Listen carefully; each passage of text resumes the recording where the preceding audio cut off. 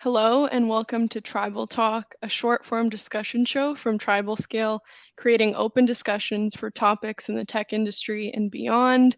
So today, I'm Alyssa and I'm joined by Nicola, Eadaoin, and Sehrish, who all three of them were last week at the Collision Conference in Toronto. So for anyone listening who doesn't already know, Collision is a pretty big tech conference that happens every year in Toronto. It's 3 days long and it's jam packed with premium content, expert led discussions, and lots of networking. And it's a pretty big deal in the city every year. And today we're gonna talk about it. I think a lot of things came out of it, interesting insights and discussions. So we're excited to have you guys all here to chat about, what you found, your big takeaways from the event, and I guess we can just get right into it. So, the first question I have, just because I do remember last year the theme being much different, and I know Nicola, you and Aideen, I believe the both of you were at last year's collision. So, I guess I'm just throwing it out there, but how did this year's collision differ from last year? What's the main differences you saw? Yeah, I can jump in here. Not to butt in, Nadine, but I think the biggest difference from Collision 2023 to Collision 2022 was AI, and all you heard was AI, AI, AI, and AI. Last year there was a lot of Web3 crypto talks. That was kind of the central theme of Collision, but this year Web3 and crypto were a little bit more on the hush side, and it was kind of a bit more of a shh, we're not talking about that this year. We're just talking about AI. And there's a lot of talks in terms of remote working, HR, how to kind of adopt and restructure your organization to make sure that we are continuing on the right track with remote work. So tons of discussions around there as well, where last year it was more like talking about what are the current trends in HR. The current trends are a little bit of hybrid, a little bit of in person, not so much focus on how to adopt and make sure that your organization is running really, really successfully and efficiently with a remote organization. So I think that was my kind of takeaways from it. But definitely AI was the buzzword of the day or the week, I should say. Yeah, I think it's actually very reflective of the tech in general moves so fast. So, of course, this year's collision, the main focus was something entirely different. And then you didn't hear about crypto or NFTs or anything like that. It was very much AI, which has taken over the tech industry by storm. As we all know, we're constantly consuming content about it and learning more about it every day. So, I think we can let's kind of dig into that a little bit more because like you said, AI was the biggest theme and topic throughout the conference. So I'm curious, and all of you can kind of comment on this, but what were, the key takeaways on AI from each of your perspectives?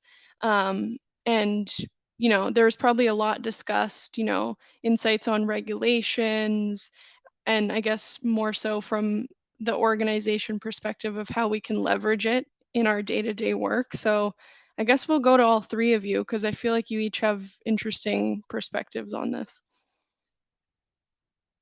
Yeah, I guess I can come in. And like Nicola said, yeah, it was all AI, AI, AI. But one of the also just to follow on from Nicola, one of the things for me and Nicola, I think what we felt last year it was our first time we were very overwhelmed.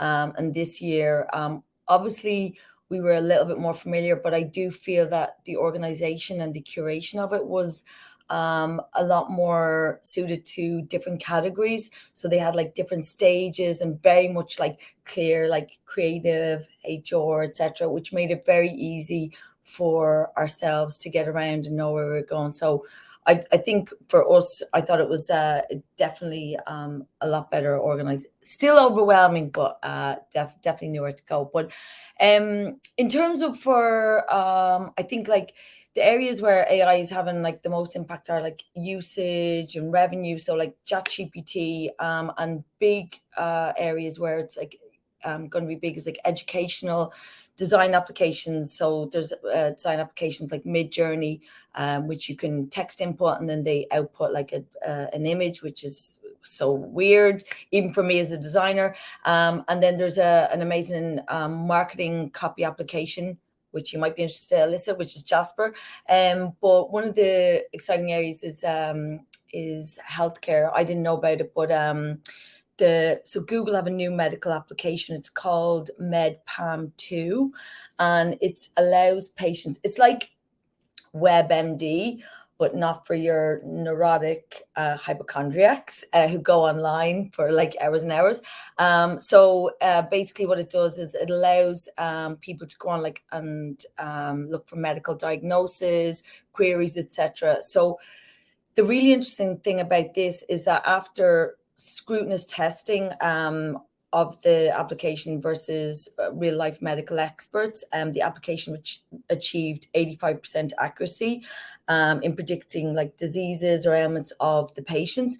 And to go further than this, when they used medical experts to train the actual product, it achieved a lower score. So it's really interesting. It goes against the whole thing of like, we're only as good as the AI we're training. So it's really interesting that like AI has been like, going ahead and ahead. And then in terms of education, obviously it's endless, but again, just to go on that, what people are nervous about is that really, like, I think it was in the US, like only something around like 10% of schools have signed up to kind of look at certain restrictions, etc. So there's so much there that needs to be looked at in terms of security, etc. So education. But again, amazing. Like, so healthcare and education are sort of big, but there's a lot there behind it that need to be looked at before it can just kind of go ahead more, like compared to design and ChatGPT as well. So that was one of the things that I found really interesting. Yeah, I can add up to that. So definitely, Eadaoin is right. There's, I think, the discussions that were happening in Collision were almost every single talk was oriented around AI and how we can actually incorporate that into, the different domains of our life. But what's interesting to see is the way, the innovative ways, and that it can be incorporated into healthcare or even education, and how that can really change our lifestyle on a very different level in the coming years. However, I think the concern of everyone about what kind of level of involvement AI will be having in all of these sectors and how much control we will be having over them was also a very interesting discussion, especially since like right now it's just the beginning. And as these AI models and software technologies get even more embedded into different systems, we will be able to see how they are actually are influenced or regulated. So there was actually I'm sure everyone's familiar with the godfather of AI, Geoffrey Hinton was there, and in his talk he mentioned that right now 99 people are focused on developing different AI systems or how to add them into current systems to improve them and make us better, and only one person would be actually working on how to make sure that it stays as a good AI. So it's a very interesting term that you use, a good AI and a bad AI, because right now it's on a very like surface level that we can see ChatGPT or other AI software technologies are more they're just helping you to simplify like maybe repetitive tasks, you can say, or things which can be automated. But this is going to change in the coming years, and in most of the talks that were around this discussion, everybody is predicting that the next 3 to 5 years are definitely going to be very, very changing the kind of way that we have not just internet, but any kind of technology that is in part of our lifestyle. The way we use it is going to change a lot. So that's kind of exciting to see, and exciting to be a part of. Like since it has so many applications, we can always choose something that interests us and learn how to add that technology into that system as well. Yeah, I can kind of follow on to that. I actually had, or I attended a really interesting talk with Mike Murchison. He's the co-founder and CEO of data. And he was actually talking about the challenges that most AI companies are experiencing. And what they're doing is they're not building the AI into their platforms. Instead, they're actually building on top of their own current platforms. So he was kind of talking that, you know, AI and saying that you're utilizing AI into your platform, it can't be just a gimmick for marketing, that the companies that bake it into the core of what they do will succeed. Those who are just kind of building it on top of their own platform won't. So I thought that was a very interesting perspective to take on it too, and some real advice to organizations out there who are trying to get on this AI train and trying to adopt. But I also actually a different perspective, I suppose, the HR head on me, went to a talk on how to be a technical leader during this AI times that we're in. And, you know, specifically if you're a leader in any tech organization, you've probably dealt with conversations with your one-on-ones about, you know, the overwhelming discussions about AI and what are we doing and how can I be on top of it and how can I stay on track to make sure that my tech stack is staying on top of trends and just not being left behind. And I think that the talk that I went to shared some really cool insights. And one of the things that really stood out for me was, you know, as a technical leader in this space in tech with all this AI stuff going on at the moment, is to address the elephant in the room with your employees.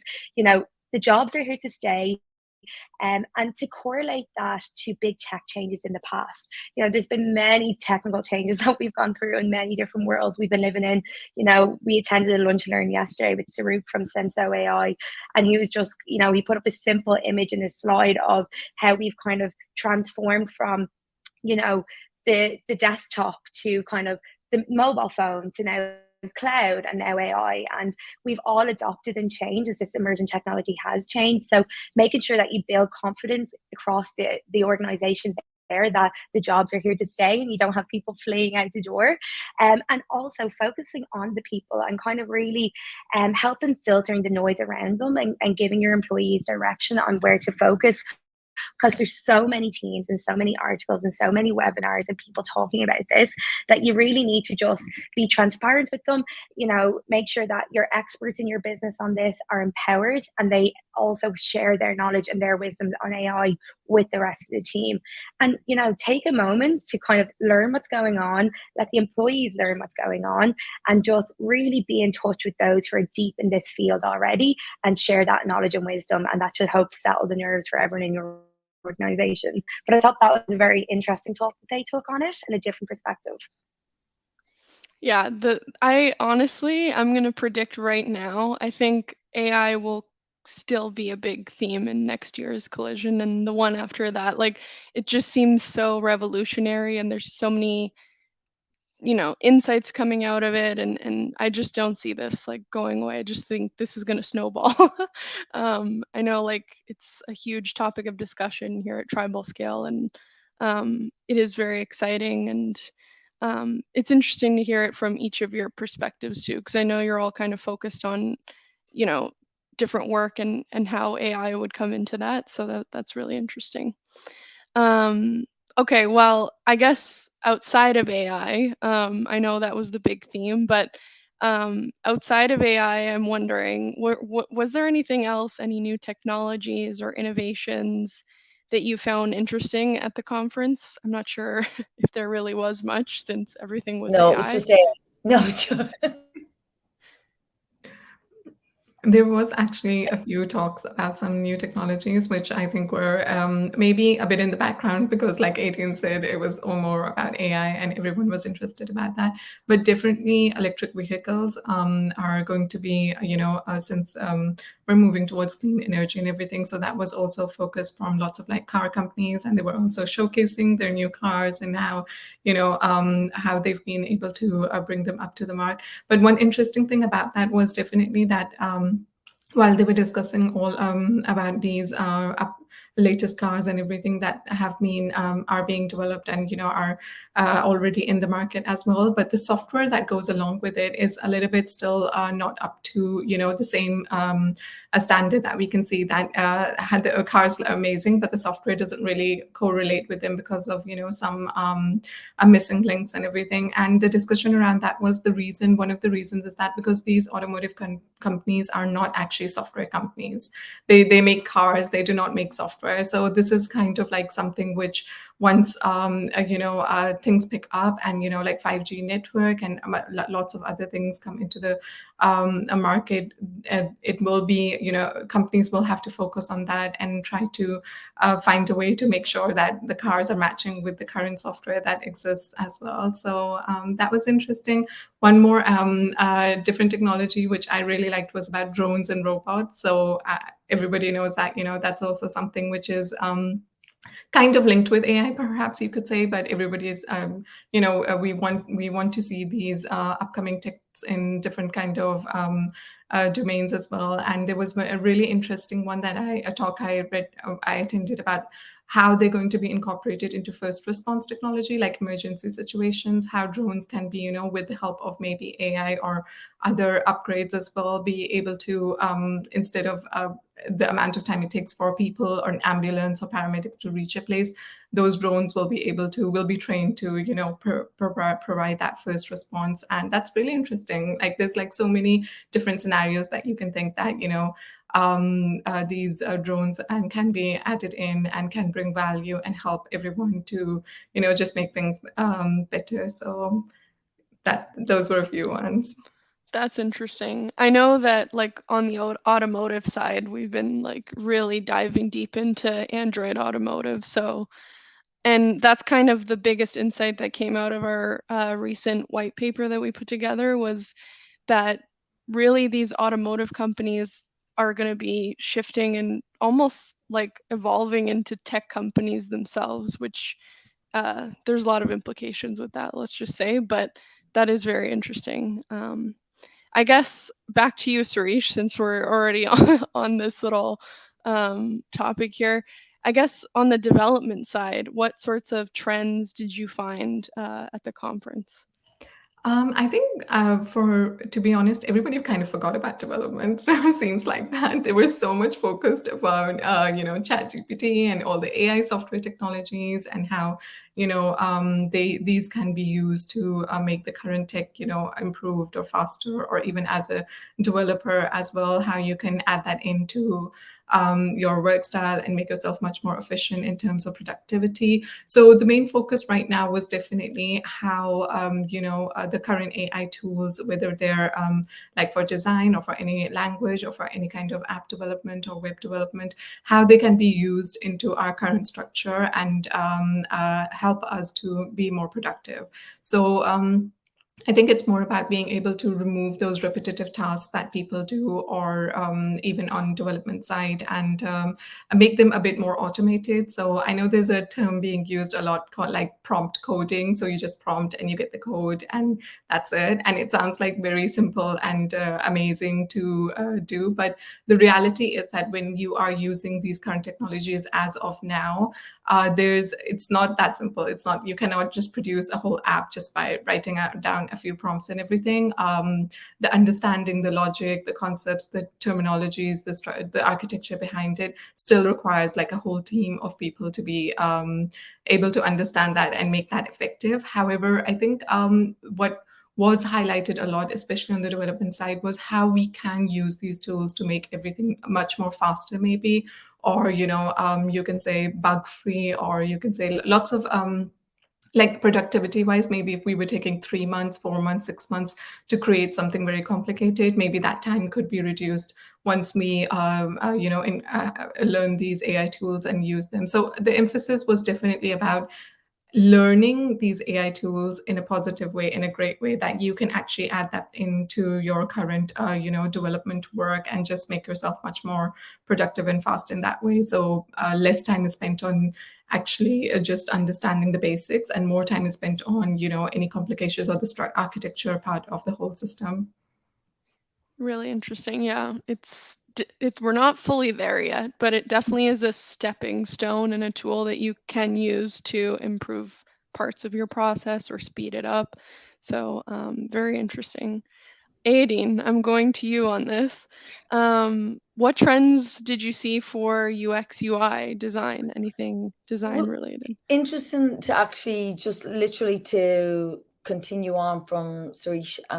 One of the things that was really comforting was the message that came through was that like AI will not replace creativity. So I don't know if that's the answer you wanted to hear. But no, just like from in terms of like all of us. So like you've got 3 people here that are from different backgrounds. So you've got Nicola from like, human resources, Sehrish from like a development, even yourself from marketing, and me from design. And this all ties into us together. Like, so I think numerous industries use tools every single day, various tools, and we've all been in these various roles for so long that we don't even realize the different tools that we've gone through. So for example, for design, as you can imagine, I've gone through, like, learned so many different tools, and even like in product design, there was like the big players, so like Sketch and Figma, and then Adobe XD, and then like Adobe comes in, buys Figma, and it's like gone. Like the other 2 are gone. Figma's number 1, so people like are scrambling as well, and it's like, you have to look at all the developments over the years, like we were talking earlier, like, did photography spell the end for painting? Like, did 3D product design, like 3D printers, is that the end for real, people designing real products? No. Like, I think we have to understand that it's an amazing tool, but it's only as strong as the person that's using it, like, truly. And I think that's what, like, Nicola is saying about, in terms of like really addressing the elephant in the room. Like, this is a really, really powerful tool, but if you don't have the skills, whether they're actual, like, digital skills or human skills to back that up, you are going to fall behind. Like, and so in terms of like, I could sit here and talk about like there's like mid-journey, there's so many different types of developments, but if you depend on these, you're only going to fall behind. So you kind of use them as a tool to improve your skills already. And like for example, like, so recently in China, they developed an AI tool, like just recently, that created like a computer in 5 hours. Like, these are the things that are going on. These are amazing. And this is what Sehrish is talking about. And this is what Nicola's talking about. It's about improving your workflow. It's about improving those tedious tasks that like nobody sees. So for example, in Photoshop, in Figma, like renaming all my file, renaming all my layers. Do you know what I mean? Or in like, Nicola's case, like sorting through all the folders, like sending out, emails to these people, like, and all those things. But it still needs a human behind it to do it, and to make sure that it's been done with care, with consideration, particularly if you're dealing with clients. You know what I mean? Like, these are the things that like we have to really take on board and take comfort from. That like, there are going to be companies that are going to just go with AI completely, but we also need to remember the human behind it. And I think that's where you're going to succeed. Like Nicola said, if you bring the 2 of them together, like Sehrish said, if you bring the 2 of them together, that's when you're going to see the success. Not if you just kind of go with AI. We're changing to AI. Like, that's one of the talks I heard as well, was like this design founder, and she said like her co-founder came in and was like, AI, we got to do AI. And she was like, what? Our company has nothing to do with AI. We're not going with AI. And she's like, yeah, but it's all the budget. She's like, but we don't do AI, So it's that kind of jumping on the bandwagon. It's like, right, well, maybe I can just take little bits of it to do, and it's a buzzword at the moment, and I don't think it's going anywhere. But I don't think, do you know what I mean, electric cars are going anywhere. I don't think, but it means you just kind of take the bits that suit you and that add to your life, and make the best out of it, but don't get overwhelmed, because I think that's what's happening at the moment. I don't know if you felt that, guys, like Sehrish and Nicola, like in there, you could see very much it was like, I got to take everything in. Oh my God. And everything is, it's like AI, and I just got AI my whole life. I think it's like, it's literally kind of starting kind of going, what works for me, what suits for me, what's going to help me, and then utilize them, and then build on what you also have, like your inner skills, your inner, soft skills and hard skills. That's from my perspective.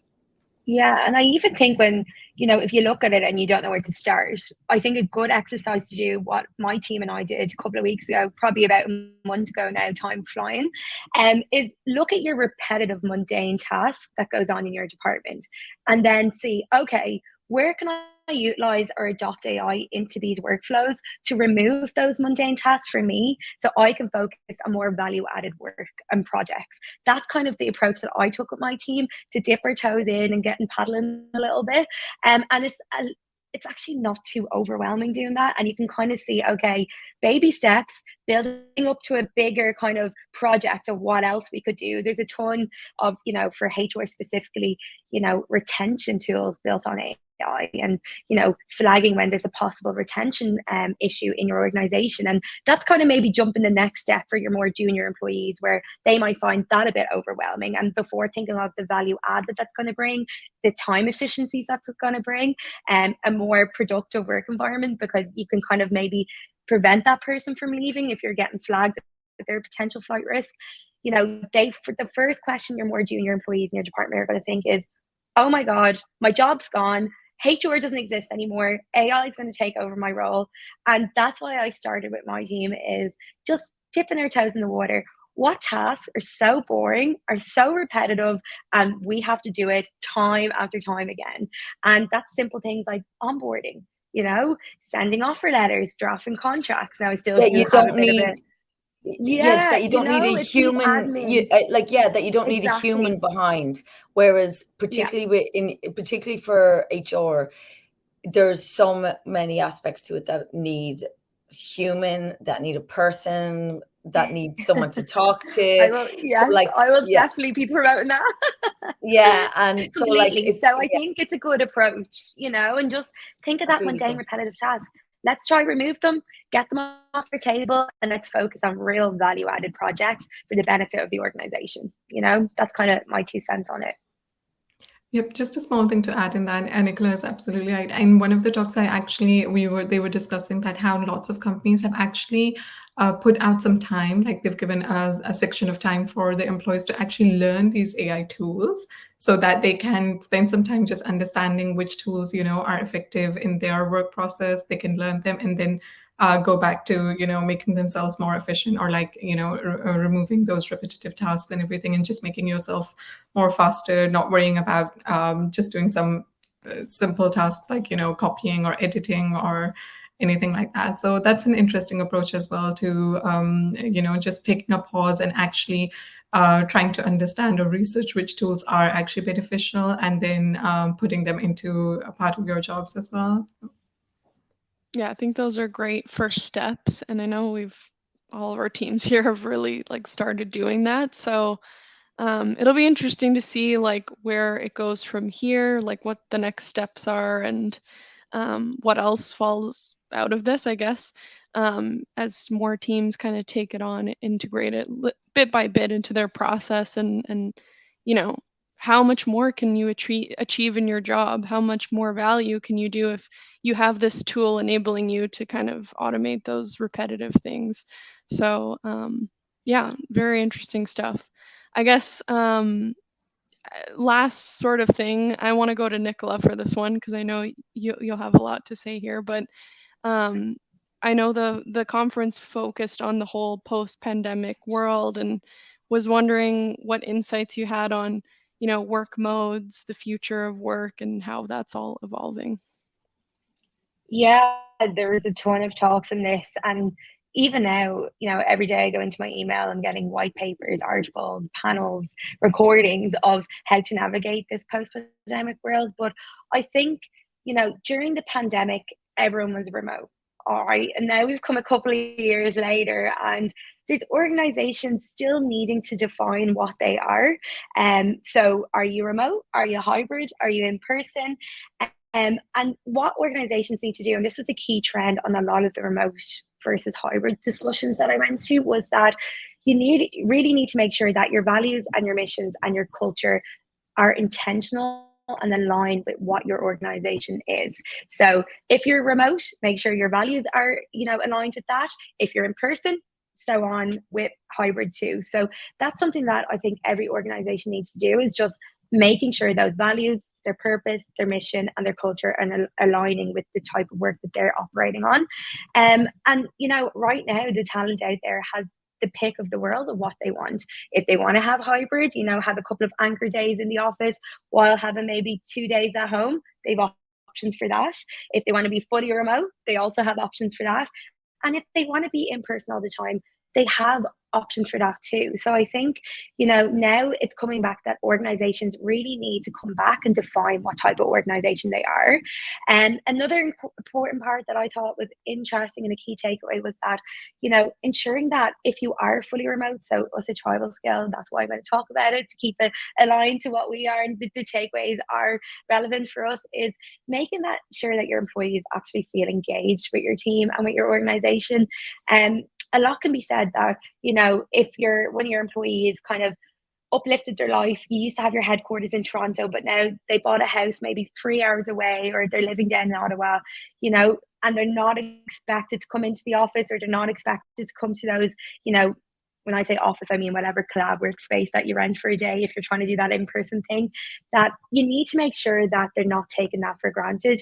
And you as an organization, when I say you, it's the leadership team, need to make sure that you're putting processes and cadences in place to be intentional about making sure they feel connected to the team. And there's a ton of ways to do that, and constantly collecting feedback, whether it's your human resources team doing that or it's your managers, and collecting information on how they're doing and what they're seeing in their project teams. Also, collecting learnings, what that they're learning from their own teams day to day, and making sure you're just having those regular check-ins to make them feel more part of the team and that they're not being forgotten about. And there's a ton of digital collaboration tools to enable that too. But your managers, and this is what was a consistent theme across the chats about remote work, was that your managers are your most effective tool for this, and to prioritize training them to be really, really effective managers. So, training them on learning development, training them on how to identify where there's gaps in the direct reports, performances, or their strengths or their skills, how to close that gap in their skill set to take them to the next level. Because a lot of employees in remote environments can tend to feel forgotten about, and can tend to feel that maybe their career path is not as focused as it was when they were in an office, because they're seeing their manager all the time. They might be going for in-person coffee chats with their manager all the time, and literally sitting right next to them 9 to 5 and having them regular discussions. So, in that remote setting, train your managers, make sure that they're really, really effective leaders, really effective coach and mentors, and that will hopefully help engage those employees that are feeling a little left out. Another thing that was a common theme as well about remote work was this idea of flexibility and the work around flexibility. So, there's a pulse survey done, and over 50% of the survey participants valued flexibility as their biggest, most important, let's say, benefit for working for an organization, even higher than benefits and compensation. So, during pandemic, everyone was working from home. The post office people were nearly working from home. So all those tech companies that stayed fully remote, you still need to make sure that those policies that you adopted during during the pandemic to be fully remote are still in place if that's what you want to do. Make sure that, you are holding on to those expectations that you had and that you promised your employees. For example, working parents, working remotely, they might use their lunch break to hop out and pick their children up from daycare. They might, bring their dog out for a walk, at their 11 o'clock coffee break. Whatever that is, that's so, so important for retaining your employees and making sure that they're engaged with that workforce, and just keeping your promise to what you did during remote. When I say during remote, I meant during the pandemic and post-pandemic, that the expectations around that flexibility that you're offering your employees maintain consistent. And if not, make sure it's super clear, and make sure the policies that you have in place are clear and known by everyone. And the other thing is as well, in terms of getting people engaged in this remote setting as well was that, really just making sure that you have those digital, virtual, social events happening regularly as well. So, like TribalScale, we've got people across Canada from east to west coast and everything in between. And we've people down in South America and across the States. So, people ask me, how do you make sure that everyone's engaged? How do you make sure that your employees across, let's say, North and South America are communicating or building relationships, not just on a project level, but also on a one-to-one level? And what I say is just have regular cadence of coffee chats, have regular Q&A chats where you're talking about the individuals who work there and sharing their wins, sharing their career history, sharing their personality, and let them kind of relationships build naturally, and just have those cadences in place. And really that comes down to just communicating what the importance of those meetings, communicating to your managers to be advocates for these meetings and be advocates for your culture. And once you start doing that, and managers, again, going back to managers as our leaders here, making sure that they're acting as examples and they're really leading the culture too. So really it comes back to summarize that whole part about remote working, is making sure that your values, your mission, and your culture aligns to what you are, if you are remote or in person or hybrid, keeping flexibility options open. And kind of, if you haven't got any flexibility in your organization, make sure that your HR and leadership team have something in the calendar to schedule how they're going to adopt flexibility, because it's super, super important to retain employees at the moment. And also just making sure you've got regular cadences for coffee chats, water cooler chats, and Q&A chats, so you can celebrate your employees and start naturally building those relationships internally. Wow, that was an Hope that answered amazing it. overview. Sorry That if I was went awesome. on. No, that's great. I honestly, I can see the correlation between those insights and what we're already doing here at TribalScale as well. And I think also just the topics and the things that you're passionate about too, Nicola. So that's really interesting. And thank you for sharing on that. You're Um, welcome. I guess I think that really covers everything that I had on the list here. So I think that was a really good overview of a lot of the key takeaways. I'm sure there were a lot of interesting chats and sessions and keynote speakers. And yeah, definitely, maybe I'll try and head out next year to Collision because it seems very interesting. Thank you You should. guys. Yeah, I'm You, gonna make a point to do that 100%. next yeah. year. You should definitely. I just want to really like second Nicola all like what she said there about the like, and also give a huge as we say in Ireland, bula bus clap to Nicola and your team for really, sharing that whole ethos within TribalScale. Like it's not natural, like that it just happens automatically, and it's very difficult, and particularly in a 100% remote setting.